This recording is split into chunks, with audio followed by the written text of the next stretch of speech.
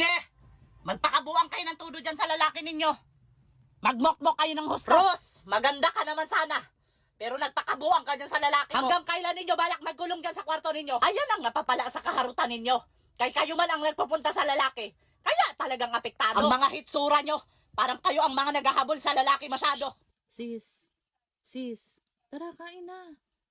Kung ayaw kumain, hayaan ninyo magutuhan yan. Magpapakabuang masyado sa lalaki. Akala mo naman pagkagwapo sa lalaki?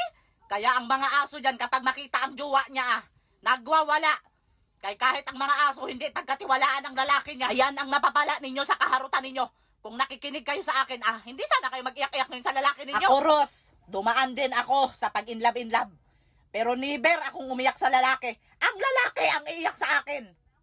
Hindi kayo gumaya sa akin. Sabi pa ang lalaki sa akin na kung hindi ko sasagutin, tatalon sa tulay.